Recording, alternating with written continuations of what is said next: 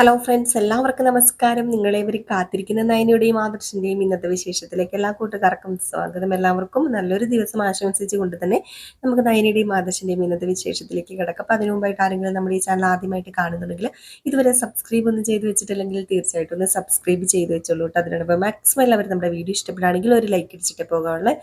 അപ്പം നമുക്ക് നേരെ ഇന്നത്തെ വിശേഷത്തിലേക്ക് തന്നെ പോകാമല്ലേ. തുടങ്ങുമ്പോൾ തന്നെ കാണിക്കുന്ന ഇവിടെ കനകേന ഗോവിന്ദരെയാണ് കേട്ടോ. അങ്ങനെ നന്ദു പോകുന്നതിന്റെ വിഷമത്തിലാണ് അവരപ്പം. നന്ദു പോകുന്ന ദിവസമാണ് ഇന്ന്.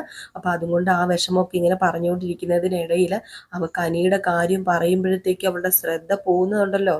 അതെങ്ങോട്ടാണെന്ന് അറിയാമോ ഗോവിന്ദേട്ടൻ എന്ന് പറയുമ്പം അതൊക്കെ എനിക്കറിയാം. ഇനിയിപ്പോ എന്ത് ചെയ്യാനാണ്. മോള് പോലീസ് ക്യാമ്പിലേക്ക് പോവുകയാണല്ലോ. അപ്പൊ അതുകൊണ്ട് പേടിക്കാനൊന്നുമില്ല. ഇനിയിപ്പോ അവള് പതുക്കെ പതുക്കെ അനിയുടെ ആ ഒരു ചിന്തയൊക്കെ മാറ്റിയെടുക്കുന്ന പറയുമ്പോൾ എനിക്ക് തോന്നുന്നില്ല ഗോവിന്ദേട്ടാ, അവൾ അനിയുടെ ചിന്ത മാറ്റിയെടുക്കാനൊന്നും പോകുന്നില്ല. അവളുണ്ടല്ലോ ഓരോ ദിവസം ചെല്ലും തോറും ദേ അവള് സ്നേഹം കൂടി കൂടി വരിക എന്നാ തോന്നുന്നത്. അവക്ക് മാത്രല്ല, ആ അനി എന്ന് പറയുന്ന അവനുണ്ടല്ലോ, അവന് ഉടുമ്പിനെ അള്ളി പിടിച്ചേക്കുന്ന പോലെയാണ് നമ്മുടെ മോളെ അള്ളി പിടിച്ചേക്കുന്നത്. എനിക്കറിയില്ല ഇതിപ്പം അന്നാ പുരോഹിതൻ പറഞ്ഞ പോലെ ആയിരിക്കുമോ കാര്യങ്ങളൊക്കെ. രണ്ടുപേരും കൂടെ ഒന്നിക്കുവോ? അങ്ങനെ ഒന്നിച്ചു കഴിഞ്ഞാൽ ദൈവങ്ങൾ വിചാരിച്ചാൽ എന്താ നടക്കാത്തത്? ദൈവങ്ങൾ വിചാരിച്ചാൽ അവർ ഒന്നിച്ചാലോ എന്നൊക്കെ ഇങ്ങനെ പറഞ്ഞപ്പോഴത്തേക്കും നമ്മുടെ ഗോവിന്ദൻ പറഞ്ഞു, അതിന് ഞാൻ ഒരിക്കലും സമ്മതിക്കില്ല. രണ്ട് മക്കൾ അങ്ങോട്ടേക്ക് പോയി ഏറെ അനുഭവിച്ചിട്ടുണ്ട്. ഇപ്പോഴല്ലേ നമ്മുടെ നയനയ്ക്ക് കുറച്ച് ആശ്വാസമൊക്കെ കിട്ടി തുടങ്ങിയത്. പിന്നെ നവ്യയുടെ കാര്യമാണെങ്കിൽ പറയുകയും വേണ്ട. അവളുടെ ജീവിതം മറ്റേ കയ്യാലപ്പുറത്തിരിക്കുന്ന തേങ്ങ പോലെ തന്നെയാ.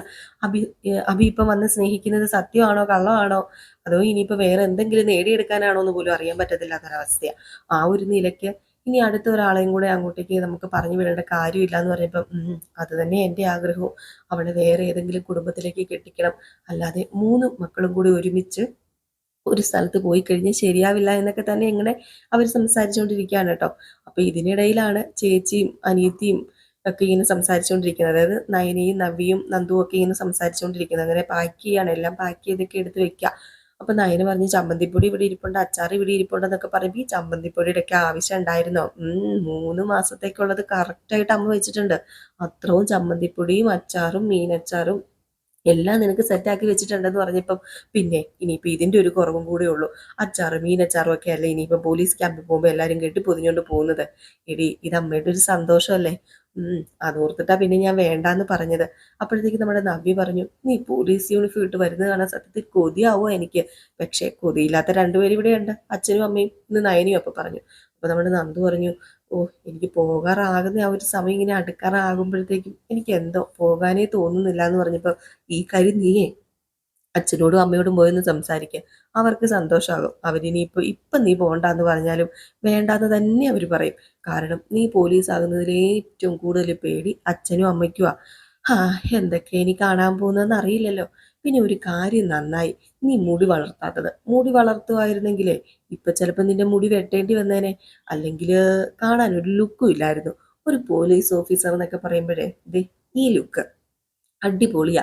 ഇതൊക്കെ നീ മുന്നിൽ കണ്ടോണ്ടാണോ ഈ മുടിയൊക്കെ വെട്ടാതിരുന്നത്? ആ ഇതൊക്കെ മുന്നിൽ കണ്ടോണ്ടാ ഞാൻ മുടി വെട്ടാതിരുന്നതെന്ന് ഓർത്തോ. ഒന്ന് അതിന് പറഞ്ഞു, അതെ എനിക്ക് ഭയങ്കര ഒരു ആഗ്രഹം. നന്ദുട്ടാ, ഞാൻ നിനക്കൊരു പൊട്ട് വെച്ച് തരട്ടെ? അയ്യേ പൊട്ടോ? എനിക്കൊന്നും വേണ്ട. അതെന്താ, എൻ്റെ ഒരു ആഗ്രഹമല്ലേ. പൊട്ട് വെച്ചോണ്ട് ഇനി അങ്ങോട്ടേക്ക് പോലീസ് ക്യാമ്പിലേക്ക് കയറി ചെന്നാലേ ആർക്കും ഒരു വിലയും ഉണ്ടാവത്തില്ല. ഇച്ചിരി പൗരുഷത്തില് ഇങ്ങനെ കയറി ചെന്നാലേ എനിക്കുള്ള വില കിട്ടത്തുള്ളൂ. പിന്നെ പൊട്ടിലൊക്കെയാണോ വിലയിരിക്കുന്നത്? അതെ ചേച്ചി, നമ്മൾ പൊട്ടുകുത്തി തൂക്കുള്ള കമ്മലൊക്കെ ഇട്ടിട്ട് നടന്നു കഴിഞ്ഞാലേ ഒരു പെണ്ണിന്റെ ആ ഒരു ഇത് വരും. എനിക്കത് വേണ്ട. എനിക്ക് ഒരാണിന്റെ ഇത് തന്നെ മതി. അതുമല്ല, ഒരു CI അല്ലെങ്കിൽ SI ഒക്കെ ആകണമെങ്കിലേ പൊട്ടും തൊട്ടുകൊണ്ട് നടന്നാലൊന്നും പോരാ. പിന്നെ പോലീസുകാർ പൊട്ടൊക്കെ വെക്കും, ലേഡീസൊക്കെ വെക്കാറുണ്ട്. എനിക്കിഷ്ടമല്ല, അത്ര തന്നെയെന്ന് പറഞ്ഞു. അപ്പൊ ഈ സമയത്ത് നമ്മുടെ ആദർശിനെ കാണിച്ചുകൊണ്ടിരിക്കുകയാണ് കേട്ടോ. അപ്പൊ ആദർശിന് ഇടയ്ക്ക് നമ്മുടെ നയന ഒരു മെസ്സേജ് അയച്ചായിരുന്നു. ഇതുവരെ വന്നില്ലല്ലോ, നമ്മുടെ രീതി പോവല്ലേ, അവളൊന്ന് വിഷ്വലും ചെയ്തില്ലല്ലോ, ഒരു ഹാപ്പി ജേന് പോലും കൊടുത്തില്ലല്ലോ എന്നും പറഞ്ഞു.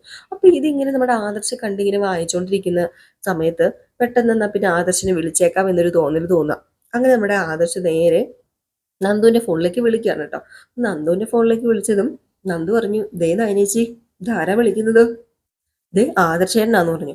അയ്യോ, നയനയ്ക്ക് എന്തെന്നില്ലാത്ത സന്തോഷം. നയന എന്ത് ചെയ്തു, ചോടി ഫോൺ എടുത്തിട്ട്, ഹലോ ആദർശേട്ടാ, അത് ഞാൻ നന്ദുവിനെ അല്ലേ വിളിച്ചത്, നീ എന്തിനാ ഫോൺ എടുത്തത്? അത് പിന്നെ ആദർശേട്ടൻ വിളിക്കുമ്പോൾ ഞാൻ ഫോൺ എടുത്ത് നിർത്താൻ എന്താ ഇത്ര കുഴപ്പം? എന്താ ഇത്രയ്ക്ക് ചൂടാകാനിരിക്കുന്നത്? എന്താ തമാശ കാണിക്കുക? ഞാൻ തമാശ കളിക്കൊന്നുമല്ല. അല്ല ആദർശേട്ടൻ എന്താ ഇത്ര ദേഷ്യം? നിന്നോട് ഞാൻ പറഞ്ഞില്ലേ നന്ദുവിൻ്റെ കയ്യിൽ കൊടുക്കാന്, ഞാൻ അവളെ വിളിച്ചതാ. അപ്പോഴത്തേക്കും പെട്ടെന്ന് നയന് നന്ദുവിൻ്റെ കയ്യിൽ കൊടുത്തു കേട്ടോ. അപ്പോഴത്തേക്കും നമ്മുടെ ആദർശ് പറഞ്ഞു, അത് പിന്നെ നന്ദു, ഹാപ്പി ജേണി കേട്ടോ, നല്ല രീതിയിൽ പോയിട്ട് വാ, എൻ്റെ എല്ലാവിധ ആശംസകളും നേരുന്നു. ഇനി വരുമ്പോൾ പോലീസ് യൂണിഫോം ഇട്ട് എൻ്റെ മുമ്പിൽ വന്നിരുന്ന ഒരു സല്യൂട്ടൊക്കെ തരണം കേട്ടോ എന്ന് പറയുമ്പോൾ തീർച്ചയായിട്ടും ആദർശേട്ടാ, എന്ത് പറ്റി ആദർശേട്ടാ, ആദർശേട്ടൻ ഇങ്ങോട്ട് വരാത്തത് വിഷയമായിട്ട് ഇവിടെ വരത്തില്ലായിരുന്നോ? ഞാൻ എന്തിനാ വരുന്നത്, അവിടെ ചേച്ചിമാരൊക്കെ ഉണ്ടല്ലോ, പിന്നെ എന്തിനാ നിങ്ങൾ അനിയത്തിയും ചേച്ചിമാരൊക്കെ കൂടി ഇരുന്ന് സംസാരിക്കുക. അതിൻ്റെ ഇടയ്ക്ക് ഞാൻ വന്ന് സ്വർഗത്തിൽ കട്ടുറുമ്പാകേണ്ട കാര്യമില്ലല്ലോ, അതുകൊണ്ടായിരുന്നു ഇങ്ങനെ പറഞ്ഞിട്ട്. എനിക്ക് പിന്നെ മോള് ഫോൺ വെച്ചു എന്ന് പറഞ്ഞ് ഫോണും വെച്ചു. നയനയുടെ കയ്യിൽ കൊടുക്കാൻ പോലും പറഞ്ഞില്ല. ഈ സമയത്ത് നയനയ്ക്ക് വല്ലാത്ത സങ്കടമായി പോയിട്ടോ. എന്തോ നയനയ്ക്ക് ഇങ്ങനെ തോന്നി. സോറി, ഇതിൻ്റെ ഇടയ്ക്ക് ഫോൺ വെക്കുന്നില്ല കേട്ടോ. ഫോണിൽ സംസാരിച്ചുകൊണ്ടിരിക്കുന്ന സമയത്ത് തന്നെ നമ്മുടെ ദേവയാനി അങ്ങോട്ടേക്ക് കയറി വരികയാണ്. അപ്പം ഇവിടെ ഫോൺ സംഭാഷണം നടക്കാണ് കേട്ടോ. നന്ദുവിനോട് ഇങ്ങനെ സംസാരിച്ചുകൊണ്ടിരിക്കുകയാണ് നമ്മുടെ ആദർശ്. അപ്പോഴത്തേക്കും മോള് റെഡിയായോ എന്നൊരു ശബ്ദം കേട്ടു ഫോണിൽ കൂടെ. പെട്ടെന്ന് നമ്മുടെ ആദർശ് ശ്രദ്ധിച്ചു ദേവയാനിയുടെ സൗണ്ട്. അപ്പോഴേക്കും പെട്ടെന്ന് നമ്മുടെ ആദർശ് ചോദിച്ചു, അല്ല അവിടെ ആരാ വന്നത്? ഏയ് ആരുമില്ല ആദർശേട്ടാ, അത് പിന്നെ അമ്മ അകത്തേക്ക് കയറി വന്നതാ. എന്നാ പിന്നെ ശരി ആദർശേട്ടാ എന്ന് പറഞ്ഞ് ഫോണും കട്ട് ചെയ്തു കേട്ടോ. അപ്പൊ തന്നെ ആദർശിന് വീണ്ടും ഡൗട്ട് അടിച്ചു. അമ്മ അവിടെ എത്തിയിട്ടുണ്ട്, അമ്മ അവിടെ ഉണ്ട് എന്നുള്ള കാര്യം 100% ഉറപ്പായി. അപ്പോഴേക്കും നമ്മുടെ ദേവയാനി ചോദിച്ചു കേട്ടോ, ആരാ ഫോണിലെന്ന് ചോദിച്ചു കഴിഞ്ഞപ്പം അത് പിന്നെ വേറെ ആരുമല്ല ആദർശേട്ടനാണെങ്കിലും നയന് പറഞ്ഞു. ആദർശോ? ആ, ആദർശേട്ടൻ വിളിച്ചതാ. അത് പിന്നെ ഞാൻ പോവല്ലേ, അപ്പം ഹാപ്പി ജേണിയൊക്കെ പറയാൻ വേണ്ടി വിളിച്ചതാ. അല്ല, അവൻ എന്തോ പ്രശ്നമുണ്ട്, അവന് 2 ദിവസമായിട്ട് എന്തോ ഒരു അകൽച്ച പോലെ. അപ്പൊ നമ്മുടെ നയനയും പറഞ്ഞു, അത് അമ്മയ്ക്ക് അങ്ങനെ തോന്നിയോ? ആ, എനിക്കും അങ്ങനെ തോന്നുന്നുണ്ട്. എന്തോ ആദർശേട്ടന് 2-3 ദിവസമായിട്ട് എന്തോ അകൽച്ച ഫീൽ ചെയ്യുന്നുണ്ട്. എന്നോട് എന്തോ ദേഷ്യം പോലെ, വെറുപ്പ് പോലെ, വിരോധം പോലെയൊക്കെ എനിക്ക് തോന്നുക. ഹേയ്, മോളോട് അങ്ങനെ തോന്നാൻ വഴിയില്ല. പക്ഷെ എന്നോടെന്തോ അവൻ എന്തൊക്കെയോ മറച്ചു വെക്കുന്നത് പോലെ. ആ, ഇത് തന്നെയാമേ എനിക്കും തോന്നുന്നത്. എനിക്ക് വെറുതെ തോന്നില്ലല്ലോ. എന്തൊക്കെയോ എന്തൊക്കെയോ സംശയം ആദർശേട്ടൻ്റെ മനസ്സിലുണ്ട്. ഇനിയിപ്പം ആദർശേട്ടൻ സത്യങ്ങളൊക്കെ അറിഞ്ഞാണോ? ഹേയ്, അങ്ങനെ സത്യങ്ങളൊക്കെ അറിഞ്ഞെങ്കിൽ അവൻ സംശയിക്കുകയല്ലല്ലോ ചെയ്യേണ്ടത്. നമ്മൾ ഒന്നിച്ചതിന് അവന് സന്തോഷമാവുമല്ലോ ചെയ്യേണ്ടത്. ആ, അതും ശരിയാ. ഏതായാലും മോള് ഇതോർത്ത് സങ്കടപ്പെടുകയൊന്നും വേണ്ട. മോളെ വെറുക്കാനോ മോളോട് ദേഷ്യപ്പെടാനോ ഒന്നും ഒരിക്കലും ആദർശിന് കഴിയില്ല. കാരണം മോളെ അത്രയ്ക്ക് സ്നേഹിക്കുന്നുണ്ട്. അത് ഇത് ഇനിയിപ്പം വേറെ എന്തോ കാര്യമായിരിക്കും. ചിലപ്പം എനിക്ക് തോന്നുന്നത് മൂർത്തീസ് ജ്വല്ലറിയുടെ എന്തെങ്കിലുമൊക്കെ പ്രശ്നങ്ങളൊക്കെ തലയിൽ കയറിയിട്ടായിരിക്കും അവനിങ്ങനെ നടക്കുന്നത്. ഇതിലും മുത്തച്ഛനും മുത്തശ്ശി 2 വിരട്ടൽ വിരട്ടി കഴിയുമ്പോഴത്തേക്കും അവൻ സത്യം തുറന്ന് പറഞ്ഞോളും. അവന്റെ ഈ ദേഷ്യമൊക്കെ അങ്ങ് മാറി മോളോട് സംസാരിച്ച് തുടങ്ങിക്കോളും. മോൾ അതോർത്ത് ടെൻഷനൊന്നും അടിക്കണ്ട. ഇപ്പം മോള് എന്താ ചെയ്യേണ്ടത്? ദേ നന്ദു പോവല്ലേ, അതിന്റെ സന്തോഷമല്ലേ നമ്മൾ പ്രകടമാക്കേണ്ടത്. അതുകൊണ്ട് ആ കാര്യം ഒന്നും ഓർക്കണ്ടെന്നൊക്കെ പറഞ്ഞപ്പം എത്രയോ ഓർക്കാതിരിക്കാൻ ശ്രമിച്ചാലും ആദർശേട്ടൻ ഒന്ന് വരാതിരുന്നപ്പോഴേ എൻ്റെ ചങ്ക് പെടഞ്ഞു പോയമ്മേ. ആദർശേട്ടൻ എന്താ വരാതിരുന്നതെന്ന് സത്യം പറഞ്ഞിട്ടുണ്ടെങ്കിൽ ഞാനിങ്ങനെ ചിന്തിച്ചുകൊണ്ടിരിക്കുകയായിരുന്നു. അപ്പോഴാ ഫോൺ വിളിച്ചത്. ഞാൻ വിളിച്ചു കഴിഞ്ഞപ്പോൾ എന്നോട് സംസാരിക്കാൻ പോലും തയ്യാറാവുന്നില്ല. അത് കഴിഞ്ഞപ്പോൾ എനിക്ക് സത്യത്തിൽ ആ ഒരു ഡൗട്ട് കൂടി. എന്തോ ഉണ്ട്, ആദർശേട്ടൻ എന്നിൽ നിന്നും എന്തൊക്കെയോ മറച്ചു വെക്കുന്നുണ്ട്. ഇതുവരെ ആദർശേട്ടൻ ഇങ്ങനെയൊന്നും മറച്ചു വെച്ചിട്ടില്ല എന്നൊക്കെ ഇങ്ങനെ പറയാം. അപ്പൊ വീണ്ടും നമ്മുടെ ദേവ്യാനി പറഞ്ഞു, മോൾ അതോർത്ത് ടെൻഷൻ അടിക്കണേ, ഞാൻ പറഞ്ഞല്ലോ എന്തെങ്കിലും ഉണ്ടെങ്കിൽ തന്നെ മുത്തച്ഛനും മുത്തച്ഛയും ചോദിക്കുമ്പോൾ അവനത് തുറന്നു പറഞ്ഞോളും. അവരുടെ കയ്യിൽ നിന്ന് 2 കിട്ടുമ്പോഴത്തേക്കും അവന് ഒതുങ്ങിക്കോളും. അവൻ നേരത്തെയും അങ്ങനെയൊക്കെ തന്നെ ആയിരുന്നു. അതോർത്ത് മോള് പേടിക്കൊന്നും വേണ്ട. അല്ല, എന്തായി, എല്ലാ സാധനങ്ങളൊക്കെ എടുത്തു വെച്ചോ നന്ദു? ആ, എല്ലാം എടുത്തു വെച്ചു. എല്ലാം എടുത്തു വെക്കാൻ ഞാൻ വേണ്ടല്ലോ, ഇവിടെ എല്ലാവരും ഉണ്ടല്ലോ. എന്തൊക്കെയോ ഉണ്ടാക്കി വെച്ചിട്ടുണ്ട്. ആ, ഞാനും കുറച്ച് പലഹാരങ്ങളൊക്കെ ഉണ്ടാക്കിക്കൊണ്ട് വന്നിട്ടുണ്ട്. മോക്ക് ഇഷ്ടപ്പെട്ട കുറേ പലഹാരം, ഒത്തിരി പലഹാരങ്ങൾ ഞാൻ ഉണ്ടാക്കിയിട്ടുണ്ട്. അതൊക്കെ കൊണ്ടൊക്കെ ഏതായാലും വീട് മാറി നിൽക്കുമ്പോഴേ വീടിന്റെ വില അറിയത്തുള്ളൂ. അവിടെയൊക്കെ ചെന്ന് കഴിയുമ്പോൾ ഇതൊക്കെ തിന്നാനൊക്കെ തോന്നും. അപ്പൊ മോക്ക് കഴിക്കാമല്ലോ. ഏതായാലും മോള് പോലീസ് യൂണിഫോം ഒക്കെ ഇട്ടിട്ട് വാ. എന്നിട്ട് മോക്കേ ഒരു ആലോചനയൊക്കെ ഞാൻ കൊണ്ടുവരുന്നുണ്ട്. എന്റെ ബന്ധത്തിൽ കുറേ ചെക്കന്മാരുണ്ട്. അതിൽ നല്ലൊരു ചെക്കനെ നോക്കിയിട്ട് മോക്കൊരു ആലോചന ഞാൻ കൊണ്ടുവരും. അത് പറഞ്ഞപ്പോഴത്തേക്ക് നമ്മുടെ നന്ദുവിന്റെ മുഖം അങ്ങോട്ട് മാറിയിട്ടോ. അപ്പൊ നവ്യ പറഞ്ഞു, കണ്ടില്ലേ കല്യാണക്കാര്യം പറഞ്ഞപ്പോ പെണ്ണിന്റെ മോന്ത പോയ പോക്ക്.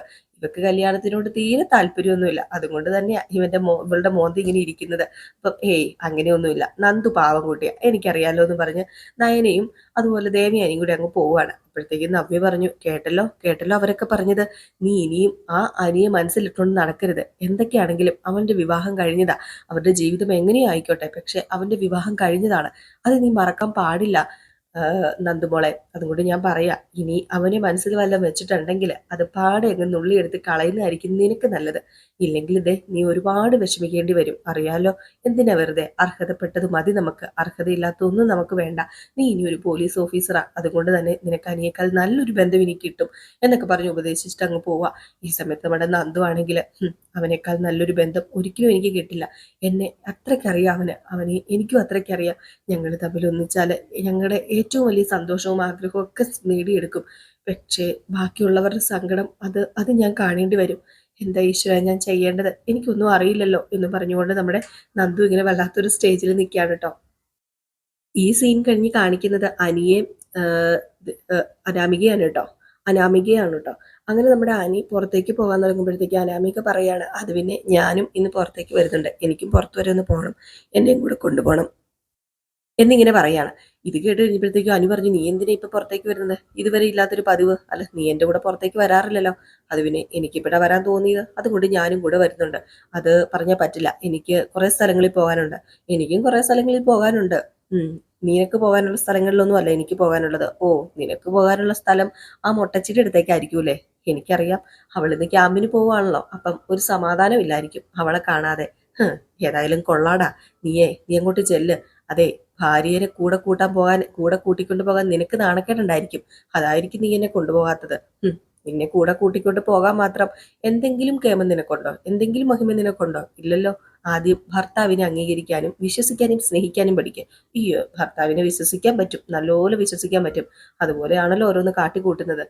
എനിക്ക് നിന്നോട് സംസാരിക്കാനില്ല, നീ പോകുന്നത് അങ്ങോട്ടേക്കാണെന്ന് തന്നെ എനിക്കറിയാം. നീ എന്തെങ്കിലും കാണിക്കുമെന്നും പറഞ്ഞ് അനാമിക ദേഷ്യം വന്നങ്ങ് പോവുകയാണ്. ഈ സമയത്താണ് നമ്മുടെ ജലജയും അതുപോലെ തന്നെ ജാനകിയും കൂടി ഇരുന്ന് സംസാരിക്കുന്നത്. വേറെ ആരെക്കുറിച്ചും അല്ല, ദേവയാനിയെ കുറിച്ചാണ്. അപ്പം ദേവയാനി അവിടെ ഇവിടെയും പോകുന്നുണ്ടല്ലോ, ഇവരെ കൂട്ടാതെയാണല്ലോ പോകുന്നത്. എവിടെ പോയാലും ഇവരെ വിളിച്ചുകൊണ്ടിരുന്നതാണ്. അപ്പം അങ്ങനെ പെട്ടെന്നൊരു ഇത് വന്നു കഴിഞ്ഞപ്പോഴത്തേക്ക് ഇവർക്ക് ചെറിയ സംശയമൊക്കെ ഉണ്ട്. അപ്പം നമ്മുടെ ജാനകി പറയുന്നുണ്ട്, നേരത്തെ ഏടത്തി എവിടെ പോയാലും എന്നെ വിളിക്കായിരുന്നു, പക്ഷെ ഇപ്പൊ എന്നെ വിളിക്കാറില്ല. അവളിപ്പോ എങ്ങോട്ടാ പോകുന്നതെന്ന്, ഏടത്തി ഇപ്പൊ എങ്ങോട്ടാ പോകുന്നതെന്ന് ആർക്കറിയാം? എനിക്ക് വല്ലാത്തൊരു സംശയമുണ്ട്. ഏടത്തിയും ആ മറ്റവളും കൂടി ഒന്നിച്ചു വന്ന് ഇനിയിപ്പോ അവളുടെ വീട്ടിലേക്കാണോ പോയെന്ന് ആര് കണ്ടു? ഒരുത്തീന്ന് ക്യാമ്പിലേക്ക് പോവല്ലേ. അപ്പോഴത്തേക്കാണ് പെട്ടെന്ന് അങ്ങോട്ടേക്ക് അനാമിക കടന്നു വരുന്നത്. അനാമിക പറഞ്ഞു, അതെ, ഒരുത്തീന്ന് ക്യാമ്പിലേക്ക് പോവാ, അങ്ങോട്ടേക്ക് പോകാൻ അമ്മയുടെ മോൻ തയ്യാറാവുന്നുണ്ട്. അല്ല, മൂക്ക് പറയത്തില്ലായിരുന്നു അങ്ങോട്ടേക്ക് പോകണ്ട എന്ന്? ഞാൻ പറഞ്ഞു കഴിഞ്ഞാൽ കേൾക്കും. അമ്മയുടെ മോൻ ഞാൻ പറഞ്ഞു കഴിഞ്ഞാൽ കേൾക്കുന്ന അമ്മയ്ക്ക് തോന്നുന്നുണ്ടോ? ഒരിക്കലും അമ്മയുടെ മോൻ ഞാൻ പറഞ്ഞാൽ എന്നല്ല, അമ്മ പറഞ്ഞാൽ പോലും കേൾക്കില്ല. അവളെ കാണാൻ പോകാൻ തീരുമാനിച്ചിട്ടുണ്ടെങ്കിൽ അവളെ കാണുക തന്നെ ചെയ്യും. അതെനിക്ക് 100% ഉറപ്പാ. പാതിരാത്രിയൊക്കെ അവരുമായിട്ടാണല്ലോ ഇപ്പൊ കൂട്ടും സംസാരവും കണ്ടുമുട്ടലും ഒക്കെ. അതൊക്കെ തടയാൻ നോക്കിയാലേ എനിക്ക് സത്യം പറഞ്ഞു കഴിഞ്ഞിട്ടുണ്ടെങ്കിൽ സമനില തെറ്റുള്ളൂ. അതുകൊണ്ടാ ഞാൻ സമനില എന്റെ വെറുതെ സമനില തെറ്റിക്കേണ്ട കാര്യമില്ലല്ലോ. അപ്പോഴത്തേക്ക് നമ്മുടെ ജലജ പറഞ്ഞു, അതെ, മോൾ ഈ വിഷയത്തിൽ വലിയ പ്രശ്നങ്ങളൊന്നും ഉണ്ടാക്കുന്നില്ല, അതാ അവന്റെ ധൈര്യം. ഇതൊക്കെ ഈ വീട്ടിൽ വലിയ സംസാരമായാല് അവന്റെ മുത്തശ്ശനടക്കം അവനെ വിലക്കത്തുള്ളൂ. അവളെ കാണരുതെന്ന് എല്ലാവരും പറയത്തുള്ളൂ. കല്യാണം കഴിഞ്ഞ് ഇത്രയും നാളായിട്ടും അവൻ എന്തിനാ മറ്റൊരുത്തിനെ പിന്നാലെ നടക്കുന്നത്? അത് എന്നെ ഇഷ്ടമില്ലാത്തത് കൊണ്ട്, അല്ലാതെ പിന്നെ എന്താ? എന്നെ അമ്മയുടെ മോന് ഇഷ്ടമല്ല. ഈ രീതിയിൽ എത്ര നാൾ ഇവിടെ പിടിച്ചു നിൽക്കാൻ പറ്റുമെന്ന് എനിക്ക് അറിയില്ല അമ്മേ. അയ്യോ, മോൾ അങ്ങനെ ഒന്നും ചിന്തിക്കരുത്. മോൾ ഇവിടുന്ന് പിണങ്ങി പോയാലും മോളുടെ സ്ഥാനത്ത് മറ്റൊരുത്തി വരില്ല, അതിന് ഞാൻ സമ്മതിക്കില്ല, അത് ഉറപ്പായ കാര്യമാ. അപ്പൊ ജലജ പറഞ്ഞു, ആ ബന്ധത്തിന് ഈ വീട്ടിലുള്ള എല്ലാവരും എതിര് തന്നെയാ. പിന്നെ അവിടെ ഗൂഢാലോചന നടക്കുന്നുണ്ടാകും ഇപ്പം. വിഷുവിന് പോയതല്ലേ ഇവിടെ ഒരുത്തി, വേറൊരുത്തി പ്രസവത്തിനെന്നും പറഞ്ഞ് അവിടെ നിപ്പുണ്ടല്ലോ. എല്ലാം കൂടെ ഒത്തുകൂടിയപ്പം SI ആകാൻ പോകുന്നവളെ കൂടി ഇങ്ങോട്ടേക്ക് കൊണ്ടുവരണമെന്ന് അവർ തീരുമാനിച്ച് കാണും. അങ്ങനെ തീരുമാനിച്ചാൽ നടപ്പിലാക്കുകയും ചെയ്യും. പിന്നെ അതൊന്നും നടപ്പിലാക്കാൻ പറ്റില്ല ജലജെ. ഈ അനന്തപുരി തറവാട്ടിൽ കല്യാണം കഴിഞ്ഞു വന്ന പെൺകുട്ടികളൊന്നും ഇതുവരെ ബന്ധം പിരിഞ്ഞു പോയിട്ടില്ല, ഇനി അങ്ങനെ പോകത്തുമില്ല. എന്റെ മകനായിട്ട് ഇനി അങ്ങനെ എന്തെങ്കിലും ചെയ്താല് ഞാന് എന്താ ചെയ്യുന്നതെന്ന് നീ കണ്ടോ? നവ്വി ഇപ്പോഴും എനിക്കും അഭിക്കും അതുപോലെ ജലജ നിനക്കും ഒന്നും ഇഷ്ടമല്ലല്ലോ. പക്ഷെ അവൾ ഇന്ന് ഈ വീട്ടിലെ തറവാട്ടിലെ മരുമകളായിട്ട് തുടരുന്നത് ഈ വീട്ടിലുള്ളവർ കാരണം. അതറിയാലോ. ഇപ്പം അഭിക്ക് നവ്വിയോട് സ്നേഹം ഉണ്ടെന്ന് എനിക്ക് തോന്നുന്നത്. കാരണം ഇടയ്ക്കിടയ്ക്ക് ഇവിടെ നിന്ന് അവളെ കാണാൻ പോകുന്നുണ്ടല്ലോ, അപ്പൊ സ്നേഹം ഉണ്ടായിരിക്കുമല്ലോ. അവൻ അങ്ങനെ പോകുന്നുണ്ടെങ്കിൽ അവന്റെ മനസ്സിൽ മറ്റെന്തെങ്കിലും ഉദ്ദേശം കാണും. അല്ലാതെ അവൻ ആത്മാർത്ഥമായിട്ടൊന്നും അവളെ സ്നേഹിക്കില്ല, അതെനിക്കറിയാം. എന്റെ മോനെ എനിക്കറിയാലോ. അപ്പൊ നമ്മുടെ ജാനകി പറഞ്ഞു, മോള് വിഷമിക്കൊന്നും വേണ്ട കേട്ടോ, അനി അങ്ങോട്ടേക്ക് പോകാതെ ഞാൻ നോക്കിക്കോളാം എന്ന് പറഞ്ഞുകൊണ്ട് നേരെ നമ്മുടെ ജാനകി അകത്തേക്ക് കയറി പോവുകയാണ് കേട്ടോ. അപ്പോഴത്തേക്കും അനാമിക പറഞ്ഞു, ഇപ്പൊ അവനെ തടയാൻ പറ്റിയേക്കും, പക്ഷേ ഏതു നേരവും അതിന് പറ്റില്ല. പുറത്തേക്ക് പോകുന്നവൻ ചിലപ്പം കാണും, അത് ഉറപ്പാണ്. ആ അതെനിക്ക് ഉറപ്പുണ്ടെന്ന് പറഞ്ഞപ്പം അവള് ക്യാമ്പിലേക്ക് പോവല്ലേ, പിന്നെ കാണാൻ ചാൻസ് ഒന്നുമില്ല. പിന്നെ ഫോൺ വിളി കുറയ്ക്കാൻ പറയണം. ഫോൺ വിളിച്ച് അത് ശരിയാവില്ല. ഇടയ്ക്കിടയ്ക്ക് മോള് അവന്റെ ഫോൺ ചെക്ക് ചെയ്യണം. ചിലപ്പോ പേര് മാറ്റിയായിരിക്കും നമ്പർ സേവ് ചെയ്യുന്നത്, അതൊക്കെ ശ്രദ്ധിക്കണം. എന്റെ പൊന്നപ്പച്ചി, നടക്കാത്ത കാര്യം അതൊക്കെ. അവന്റെ ഫോൺ ഒന്ന് തൊടാൻ പോലും എന്നെ കൊണ്ട് സമ്മതിക്കത്തില്ല. അവന്റെ ഫോൺ തൊടാൻ പോയിട്ടൊന്നും നോക്കാൻ സമ്മതിക്കുന്നില്ല. എന്റെ ജീവിതം ഇവിടെ കിടന്ന് പുകഞ്ഞു പോകുന്ന തോന്നുന്നെന്ന് പറഞ്ഞ് അനാമിക അങ്ങ് പോയി. അപ്പൊ ജലജ ഇതൊക്കെ പറഞ്ഞു കേട്ടിട്ട് ഇങ്ങനെ ഇരിക്കുകയാണ് കേട്ടോ. ജലജയ്ക്ക് ഇതൊക്കെ ഒരു സന്തോഷമാണല്ലോ. ജലജ ഇതൊക്കെ കേട്ടിട്ട് ചിരിക്കുകയാണ്. അപ്പൊ നമ്മുടെ അനി അവിടെ ഇരിക്കുന്നു. അനിയുടെ അടുത്തേക്ക് ഉം ജാനകി വരിക. ജാനകി ഉപദേശിക്കാൻ വരുന്ന മോനെ പറഞ്ഞു വിടാതിരിക്കാൻ വേണ്ടി. ജാനകി വന്നു. ജാനകി വന്നിട്ട് ചോദിച്ചു, അല്ല നീ എവിടെ പോവാടാന്ന്. അപ്പോഴത്തേക്കും അനി പറഞ്ഞു, അത് പിന്നെ ഞാന് പുറത്തേക്ക് വരെ പോവാ. പുറത്തേക്ക് എന്തിനാ നീ ഇപ്പൊ പോകുന്നത്? നീ മറ്റവളെ കാണാനല്ലേ പോകുന്നത്? ദേ അമ്മേ, അനാമികയെ പോലെ അമ്മയും തുടങ്ങരുത്. ഓ, അനാമികയെ പോലെ തുടങ്ങരുത് പോലും. എടാ, ഏത് പെണ്ണിനാടാ ഇതൊക്കെ ഇഷ്ടപ്പെടുന്നത്? സ്വന്തം ഭാര്യയായിട്ട് കൂടെ താമസിക്കുന്ന ഒരു പെണ്ണിനും ഇത് ഇഷ്ടപ്പെടില്ല. കാരണം നീ അതാ ചെയ്തുകൊണ്ടിരിക്കുന്നത്. ഈ സമയത്ത് നമ്മുടെ ജാനകിയോട് അതും ഇതൊക്കെ പറഞ്ഞു മുങ്ങി. ആരും കാണാതെ നമ്മുടെ ഹനി അവിടെ നിന്ന് പോവാണ് കേട്ടോ. മണ്ടേലത്തെ നിലയിൽ നിന്ന് അനാമിക്ക് ഇതൊക്കെ കാണുന്നുണ്ട്. ഏതായാലും ഹനി ബൈക്കും എടുത്തോണ്ട് ഓടിപ്പോയി. ഏതായാലും ഈ സമയത്ത് പിന്നെ കാണിക്കുന്ന നമ്മുടെ നന്ദാവനാണ്. അങ്ങനെ നമ്മുടെ ഗോവിന്ദൻ ചോദിക്കുക, ആദർശ് ഇങ്ങോട്ടൊന്നും വന്നില്ലല്ലോ, എന്താണെന്ന് അറിയില്ല ഗോവിന്ദ, അവനെന്തോ പ്രശ്നമുണ്ട്. ഇനി നയനമോള് കൂടെ ഇല്ലാത്തതിന്റെ വിഷമാണോന്നൊന്നും അറിയില്ല. അപ്പൊ കനക പറഞ്ഞു, അയ്യോ ചിലപ്പോ ആയിരിക്കും. ഇപ്പൊ ഒരു ദിവസം പോലും മോളെ പിരിഞ്ഞിരിക്കാൻ ആദർശ് കഴിയില്ല, അങ്ങനെയാ. അപ്പോഴത്തേക്ക് നമ്മുടെ നയന പറഞ്ഞു, ഇത് സ്നേഹ കൂടുതൽ കൊണ്ടുണ്ടായ പ്രശ്നമല്ലമ്മേ, ഇത് മറ്റെന്തോ പ്രശ്നമാണ്, അതെനിക്ക് ഉറപ്പാ. അല്ലെങ്കിൽ ഇന്ന് നന്ദു പോകുന്ന ദിവസമാണെന്ന് അറിയാലോ. ഈ ദിവസം ഉറപ്പായിട്ടും ആദർശേട്ടൻ ഇങ്ങോട്ട് വരേണ്ടതല്ലേ, പക്ഷെ ആദർശേട്ടൻ വന്നില്ലല്ലോ. അത് പിന്നെ മോളെ, ഇനിയിപ്പം ഞാനുള്ളത് കൊണ്ട് വിളിച്ചു വരുത്താനൊന്നും ശ്രമിക്കണ്ട. ഞാനിവിടെ ഉണ്ടെന്ന് അറിഞ്ഞ എന്ത് ചെയ്യും? ഇനിയിപ്പം അവന്റെ മുത്തശ്ശൻ എന്തെങ്കിലും സീരിയസ് ആയിട്ടുണ്ടോന്നാ എന്റെ പ്രശ്നം. ആ അല്ല, അങ്ങനെ ഒരു സംസാരം അവിടെ ഉണ്ടായോ ദേവയാനി? ഹേയ്, ഇതുവരെ അങ്ങനെ ഒരു സംസാരം ഉണ്ടായിട്ടില്ല ഗോവിന്ദ. പക്ഷെ അച്ഛന് ആരോഗ്യ പ്രശ്നങ്ങൾ ഉള്ളതായിട്ട് ചെറുതായിട്ട് എനിക്ക് തോന്നുന്നുണ്ട്. ഇനിയിപ്പം വീട്ടിൽ ആർക്കെങ്കിലും വയ്യാതെ വരുമ്പോഴാണല്ലോ അവൻ ഇതുപോലെ വിഷമിക്കുന്നത്. അങ്ങനെയാണ് സ്വാഭാവികമായിട്ടും. ആ സത്യം പറയാലോ, ഇന്നലെ ഇവിടെ ആരും ഉറങ്ങിയിട്ടില്ല. ഗോവിന്ദേട്ടനെങ്കിലും സമയത്ത് ഉറങ്ങുന്നു ഞാൻ വിചാരിച്ച, പക്ഷെ ഉറങ്ങിയില്ല. എവിടെന്ന് കാല് വരെ തടവി കൊടുത്തു, എന്നിട്ടും ഗോവിന്ദേട്ടൻ ഉറങ്ങിയിട്ടില്ല. എന്ന് വെച്ചാല് ഇളയ കുഞ്ഞല്ലേ പോകുന്നത്, അതിന്റെ വിഷമം ദേവയാനി ഞങ്ങക്ക് കാണൂല്ലോ. ഇന്നലെ ചേച്ചിമാരും അനിയത്തിയും കൂടി കെട്ടിപ്പിടിച്ചാ കിടന്നുറങ്ങിയത്. അതൊക്കെ കണ്ടു കഴിഞ്ഞപ്പോ ഒരുപാട് സങ്കടമായി. ഇന്നലെ രാത്രി എല്ലാവരും ഒരുമിച്ച് കടന്നുപോയി. പക്ഷെ ഇനി കുറച്ചു ദിവസം മോളില്ലല്ലോ. ആ സങ്കടം എത്രത്തോളം ഉണ്ടെന്ന് എനിക്ക് നന്നായിട്ട് അറിയാം ഗോവിന്ദ. അതൊക്കെ ഞാനും അനുഭവിച്ചിട്ടുള്ളത് തന്നെയാ. ദേ, ആദർശ് പോയി കഴിഞ്ഞപ്പോ ആദർശ് ഇടയ്ക്കിടയ്ക്ക് ഇങ്ങനെ പോവൂല്ലോ. ആ പിന്നെ ആദർശ് ഇതുപോലെ 6 മാസം ഒന്നും അല്ല മാറി നിൽക്കുന്നത്.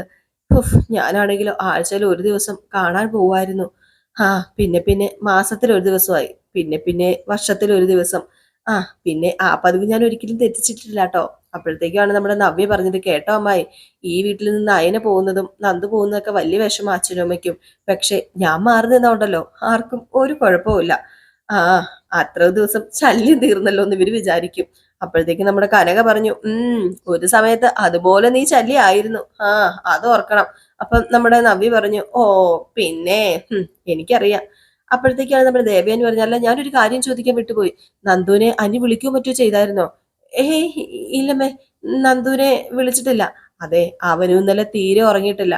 ഞാന് ഉറക്കം വരാതെ പുറത്തേക്ക് വന്നപ്പം അവൻ വരാന്തയിൽ എന്തോ ചിന്തിച്ചോണ്ടൊക്കെ നിൽക്കുകയായിരുന്നു. അവന് വല്ലാത്ത വിഷമമുണ്ട്. പിന്നെ അവന്റെ നിൽപ്പ് കണ്ടാൽ അറിയാം ആ സമയത്ത് അവന്റെ മനസ്സിൽ നന്ദു ആണെന്നുള്ള കാര്യം. എന്ത് ചെയ്യാനാ, മക്കളെ തമ്മിൽ ഒന്നിപ്പിക്കാൻ നമുക്ക് പറ്റിയില്ല, ഇനിയിപ്പം ഒന്നിപ്പിക്കാനും പറ്റത്തില്ലല്ലോ. ആ അതൊക്കെ ഓർത്തിട്ട് എനിക്ക് സത്യം പറഞ്ഞ സമാധാനമില്ല. ഈ സമയത്ത് നമ്മുടെ നന്ദു പോകാനൊക്കെ ഇങ്ങനെ റെഡിയാവാണ് കേട്ടോ. അപ്പൊ സുന്ദരി കുട്ടിയായി ഷർട്ടും ജീൻസും ഒക്കെ ഇട്ട് എന്തോ ഒരു പ്രത്യേക ഭംഗിയൊക്കെ ഉണ്ട് നമ്മുടെ നന്ദുവിന്. ഈ സമയത്ത് ഒരുങ്ങിക്കൊണ്ടിരുന്നപ്പോഴത്തേക്ക് നമ്മുടെ നന്ദു കണ്ണാടി നോക്കിക്കൊണ്ട് ഇങ്ങനെ നിന്നപ്പോഴത്തേക്കും പെട്ടെന്ന് നമ്മുടെ നന്ദുവിന്റെ മനസ്സാക്ഷി അല്ലെങ്കിൽ നന്ദുവിന്റെ ആത്മാവ് വന്നിങ്ങനെ കണ്ണാടി വന്ന് നിന്നിങ്ങനെ പറയാ, അതെ, നീ ഇപ്പം എന്താ ആഗ്രഹിക്കുന്നതെന്ന് എനിക്കറിയാം. അനി നിന്നെ കാണാൻ ആഗ്രഹിക്കുന്ന പോലെ തന്നെ പോകുന്നതിന് മുമ്പ് നീയും അവനെ കാണാൻ ആഗ്രഹിക്കുന്നില്ലേ ഒരുപാട് നന്ദു? അത് പിന്നെ എന്താ സംശയം? എത്ര നിയന്ത്രിക്കാൻ ശ്രമിച്ചിട്ടും അവനൊന്ന് കാണാതെ പോകാൻ വേണ്ടി എനിക്ക് പറ്റുന്നില്ല, തോന്നുന്നില്ല.